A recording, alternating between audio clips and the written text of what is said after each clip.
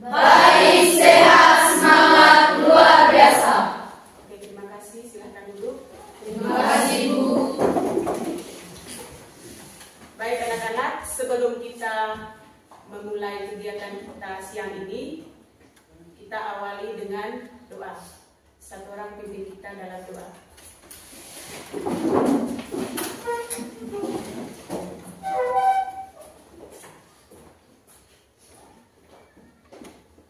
Ibu guru serta teman-teman sekalian, marilah kita siapkan hati untuk berdoa. Dan Bapa, Putra dan Roh Kudus. Amin. Allah Bapa dalam surga, kami mengucap syukur kepadamu atas segala berkat dan perlindunganmu pada malam hari, sehingga pada siang hari ini kami dapat berkumpul di dalam ruangan kelas ini dalam keadaan yang sehat.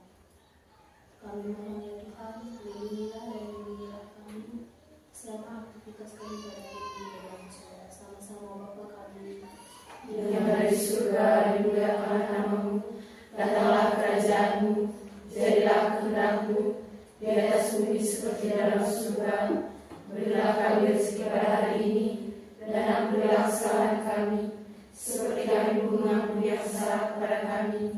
Dan jangan masukkan kami ke dalam pencobaan, tapi bebaskanlah kami dari yang jahat. Amin. Dalam nama Bapa dan Putra dan Roh Kudus. Amin. Terima kasih, silakan duduk.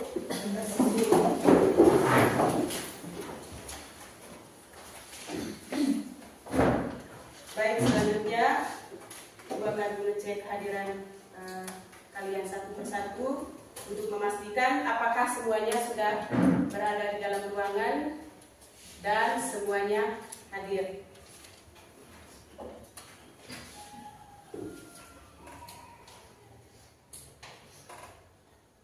Marni hadir Bu. Cerin Hadir Bu. Setia Hadir Bu. Agun Hadir Bu. Suryati Hadir Bu. Emmanuel Hadir Bu. Anudian Hadir Bu. Anul Hadir Bu. Rada Hadir Bu. Danung Hadir Bu. Nun Hadir. mana Nun sakit ya Hadir Bu. Lunur Hadir Bu. Bambu Hadir Bu. Suryani Hadir Bu. Setia Hadir Bu. Wiranti Lestari Hadir Bu. Gracie Hadir Bu. Badang Sakit. Suantara Hadir Bu. Santa Ada Bu. Enol Hadir Bu. Bahusi Hadir Bu. Hasanuddin Hadir Bu. Fabiola Hadir Bu. Terlin. Hadir Bu. Yang tidak hadir ada dua orang, alasannya sakit. Ya, Ya Bu. semoga diberikan kesehatan supaya bisa sama-sama berkumpul kembali di sini ya. Ya Bu.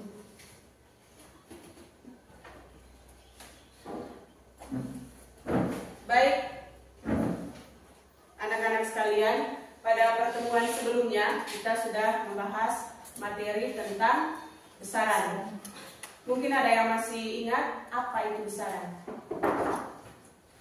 Kalian silahkan. Besaran adalah sesuatu yang dapat diukur dengan alat ukur yang memiliki nilai dan satuan. Itu merupakan pengertian dari besaran. Dan jawabannya itu sudah pas. Terima kasih kalian. Untuk pertemuan hari ini kita akan mempelajari materi tentang pengukuran. Nah, adapun tujuan pembelajarannya itu ada dua. Itu yang pertama, peserta didik mampu menganalisis macam-macam alat ukur berdasarkan besaran yang diukur. Lalu yang kedua, peserta didik mampu mengukur dengan menggunakan alat ukur. Nah, pada proses pembelajaran kita pada hari ini, kita akan menggunakan model pembelajaran PBL. PBL itu kepanjangan dari Problem Based Learning, lalu disingkatkan dengan PBL. Nah, di dalam proses pembelajaran menggunakan model ini, di situ semuanya orientasi kepada peserta didik. Maksudnya apa? Maksudnya peserta didik sendiri yang merumuskan masalah, lalu peserta didik juga yang menyelesaikan masalah yang ditemukan. Intinya kalian yang bertanya, kalian sendiri yang menjawab masalah itu. Paham ya? Ya, Ibu. Oke, coba perhatikan di sini. Saya mau bertanya, pernahkah kalian menjahit baju di tempat jahit? Pernah. Pernah? Ya. Nah, bagaimana seseorang dapat membuat baju dengan ukuran yang tepat? Nah, lalu yang berikutnya, mungkin kalian pernah mengikuti lomba lari atau menonton orang yang sedang mengikuti lomba. Pernah? Pernah? Ya, Ibu. Bagaimana menentukan pemenangnya dari lomba itu? Dari start dan finish. Ya, Bu. Baik. Anak-anak, pembelajaran bermakna dari materi yang kita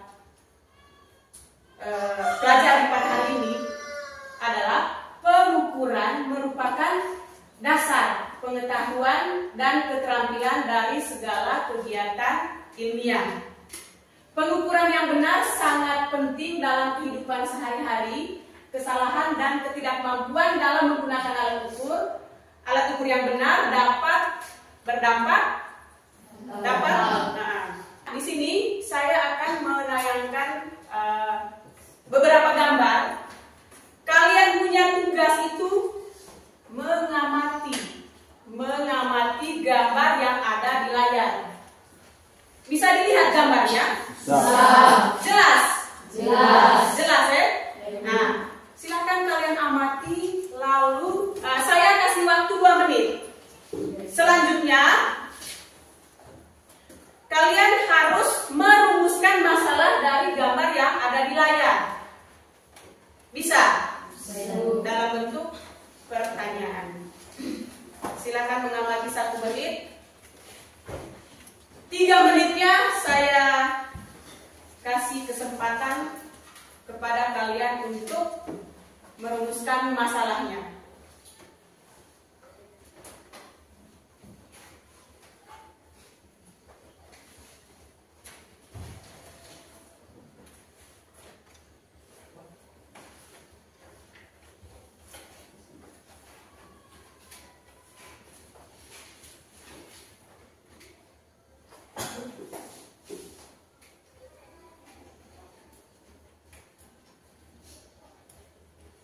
Sudah? Sudah amati gambar yang ada di layar? Sudah?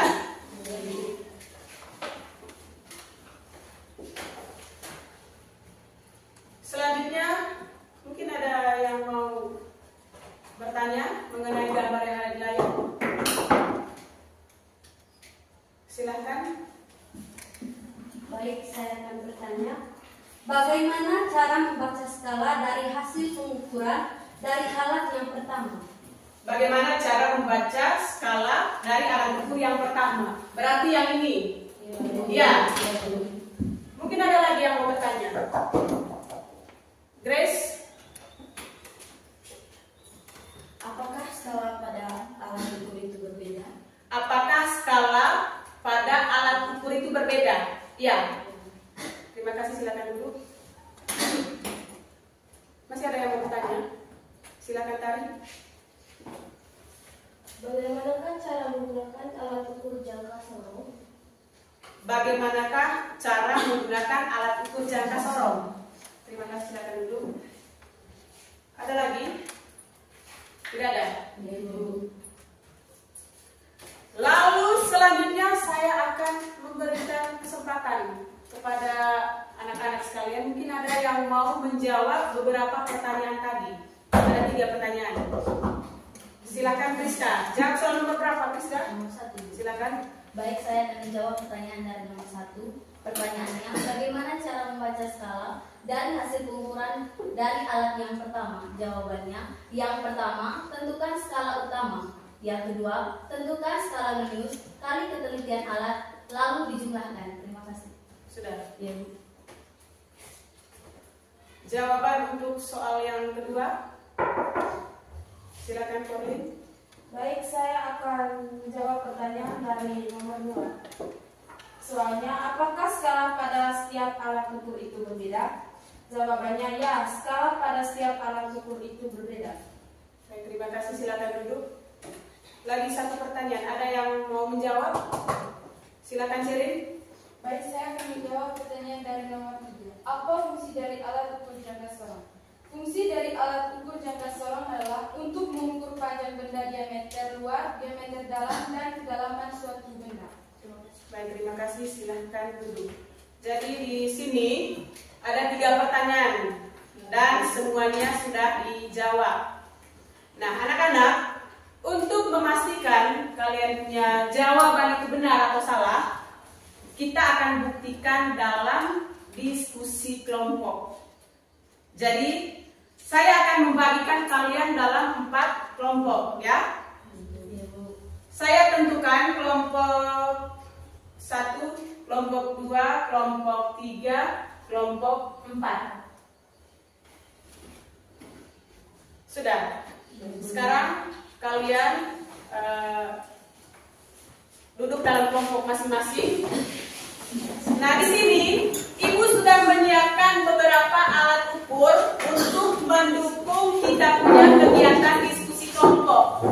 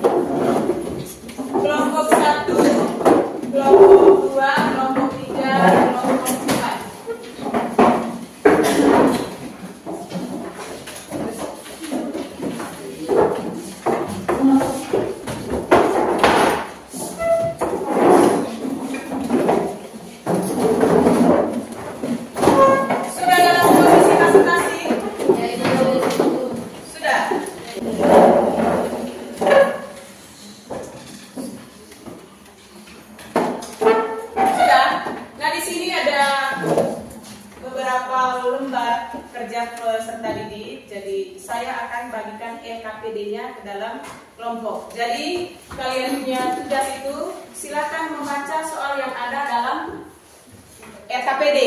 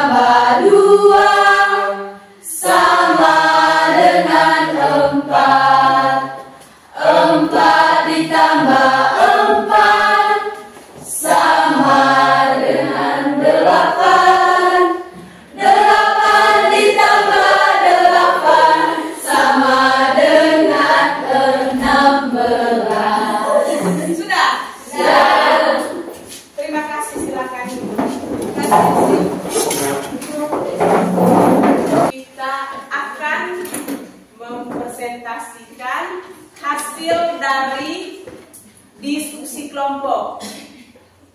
Saya kasih kesempatan yang pertama kelompok 1 untuk membacakan hasil diskusi kelompoknya di depan. Kepada kelompok 1 saya berikan kesempatan.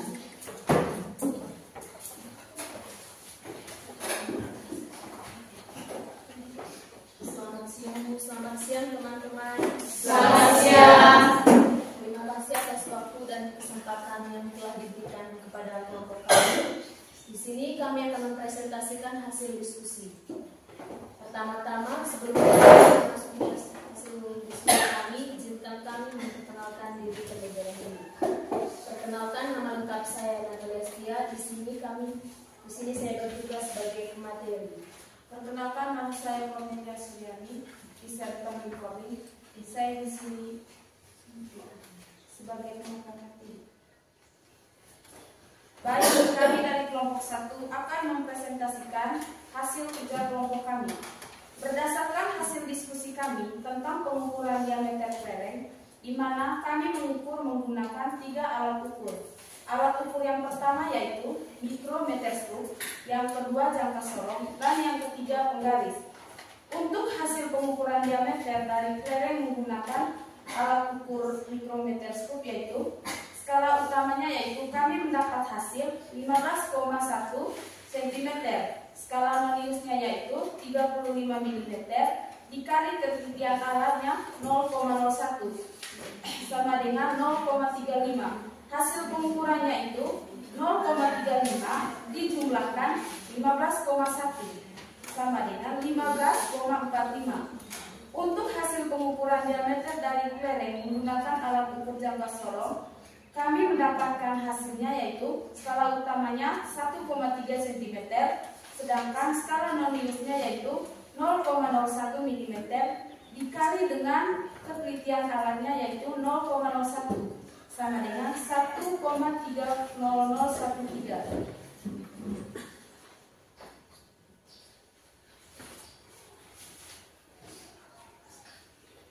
Saya akan melanjutkan hasil kerja di kelompok kami. Yang pertama yaitu sebutlah macam-macam alat ukur panjang dan jelaskan spesifikasi atau karakteristik masing-masing alat ukur panjang tersebut. Yang pertama yaitu mikrometerskop. Mikrometerskop adalah alat yang digunakan untuk mengukur benda yang berbentuk lingkaran, lempengan dengan ketelitian yang cukup tinggi. Contohnya adalah kelereng.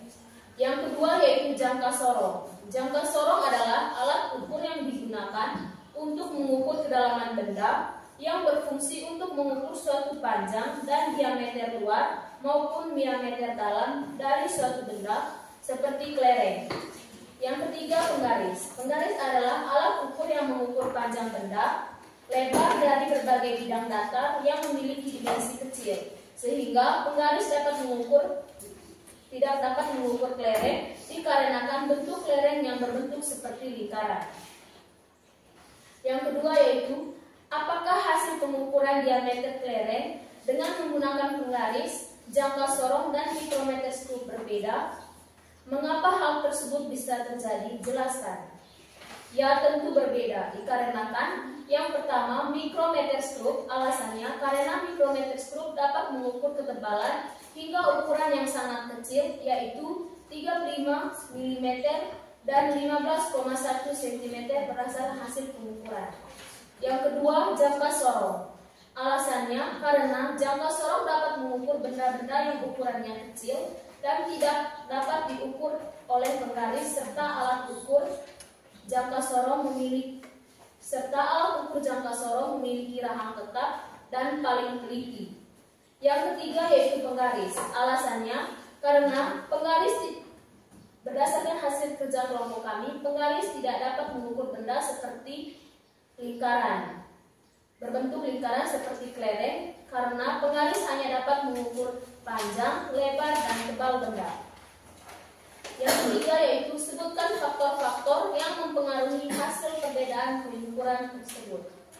Faktor yang mempengaruhi perbedaan hasil pengukuran adalah yang pertama, ketelitian alat ukur di saat mengukur.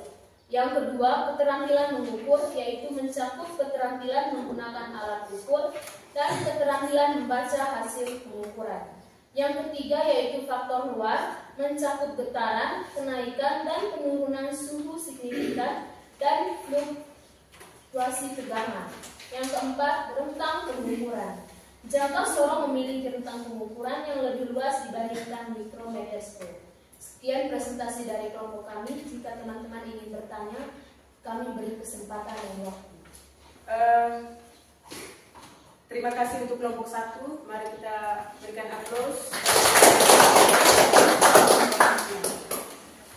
Kesempatan selanjutnya saya berikan kepada ketiga kelompok. Mungkin ada hal-hal yang belum jelas yang sudah disampaikan oleh kelompok 1. Silakan bertanya. Ada yang mau bertanya? Silakan, Angel. Baik, terima kasih. Kami akan bertanya kepada kelompok 1. Mengapa pengukuran harus menggunakan alat ukur yang tepat dan akurat? Pertanyaan jelas? Mungkin anggota kelompok ingin membantu menjawab pertanyaan dari kelompok 2.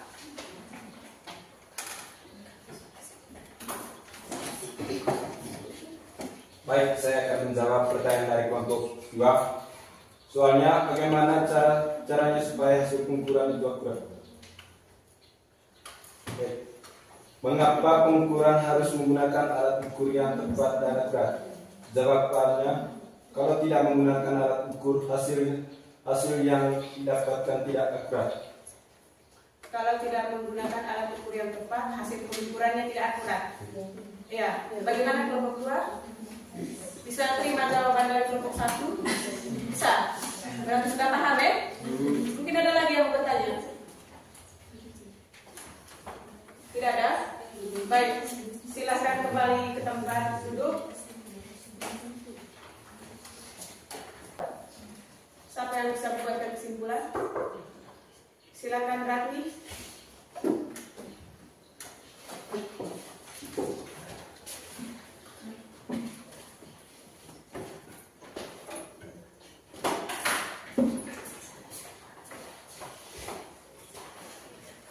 Kesimpulan dari percobaan, pengamatan, dan perhitungan yang telah dilakukan dapat diambil kesimpulannya bahwa perbedaan hasil pengukuran diameter kelereng menggunakan penggaris, jangka sorong, dan mikrometerskop akan berbeda.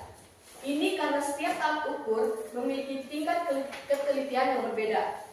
Mikrometerskop adalah alat ukur yang paling teliti, diikuti oleh jangka sorong dan terakhir penggaris. Penyebab perbedaan hasil pengukuran disebabkan oleh faktor seperti tingkat ketelitian alat ukur. Semakin kecil skala terkecil pada alat ukur, semakin teliti hasil pengukurannya. Yang kedua, cara penggunaan alat ukur. Jika alat ukur tidak digunakan dengan benar, maka hasil pengukuran akan menjadi tidak akurat. Yang ketiga, keterampilan pengamat. Kemampuan pengamat dalam membaca skala alat ukur juga berpengaruh hasil pengukuran. Yang keempat, kondisi benda yang diukur. Bentuk benda yang tidak teratur atau permukaan benda yang kasar dapat menyulitkan pengukuran. Sekian dan terima kasih. Baik, terima kasih. Mari kita berikan aplaus untuk Baik, saya akan menambah kesimpulan yang sudah disebutkan oleh Ratni. Jadi, pengukuran itu adalah membandingkan sesuatu besaran dengan besaran yang lain. Tujuan melakukan pengukuran itu yaitu untuk mendapatkan nilai yang akurat dari suatu besaran. Jadi, untuk menghindari hal-hal terjadi penyebabnya beda nilai dari setiap ukuran, kita harus melakukan pengukuran itu dengan cara yang teliti supaya bisa terhindar dari yang namanya apa? Kira-kira apa? Nah, kesalahan dalam melakukan pengukuran. Saya mau bertanya dulu. Kira-kira bagaimana pembelajaran kita siang ini? Menyenangkan? Menyenangkan? Ya, Bu. Di bagian mananya yang paling kalian senang itu?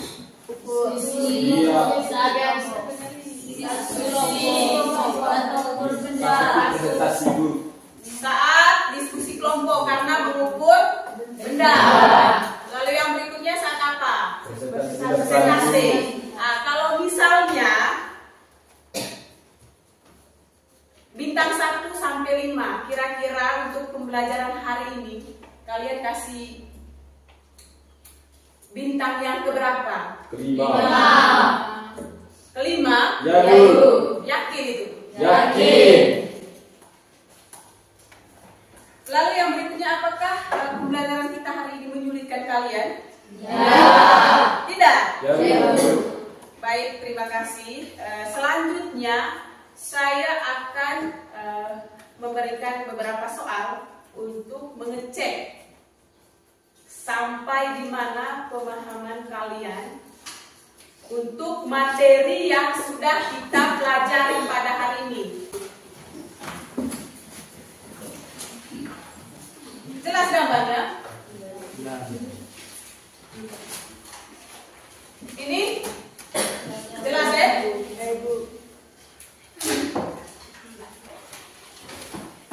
Untuk pertemuan berikutnya kita akan membahas materi tentang aturan penulisan angka penting.